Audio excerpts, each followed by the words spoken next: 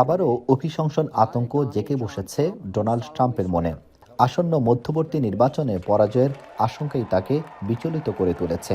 Capitol hill হামলার 5 বছর পূর্তির দিনে দলীয় আইন প্রণেতাদের মুখোমুখি হয়ে ট্রাম্প সাফ জানিয়ে দিলেন, নির্বাচনে হারলে সংকটে পড়বে তার Presidency. We don't impeach them. You know why? Because they're meaner than we are.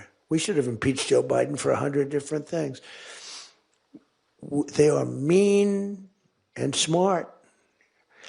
But fortunately for you, they have horrible policy.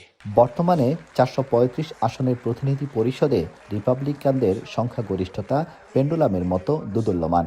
ক্যালিফোর্নিয়ার প্রতিনিধি ডগ লামারফার মৃত্যু এবং প্রভাবশালী সদস্য মার্জরি টেইলর গ্রিলের আকস্মিক অবসরের পর রিপাবলিকানদের সংখ্যাগরিষ্ঠতা এখন মাত্র 2 ব্যবধানে নেমে এসেছে।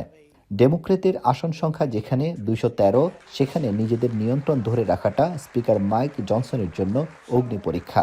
এই সংকট কাটাতে গর্ভপাত এবং স্বাস্থ্যসেবা ইস্যুতে রক্ষণশীল অবস্থান থেকে সরে এসে ভোটারদের মন জয়ে নমনীয় হওয়ার পরামর্শ দিয়েছেন ট্রাম্প। 100 আসনের সিনেটেও লড়াই সমানে সমান। 51-49 ব্যবধানে এগিয়ে থাকলেও মধ্যবর্তী নির্বাচনে চিরাচরিত ধারায় ক্ষমতাসীন দল সাধারণত আসন হারায়। ট্রাম্পের আশঙ্কা, ডেমোক্রেটরা কংগ্রেসের নিয়ন্ত্রণ নিলে তার বিরুদ্ধে নতুন করে রাজনৈতিক প্রতিহিংসা শুরু হবে। এর আগে 2 বার অভিশংসিত হলেও সিনেটে খালাস পাওয়া ট্রাম্প এবার আর সেই ঝুঁকি নিতে চাইছেন না।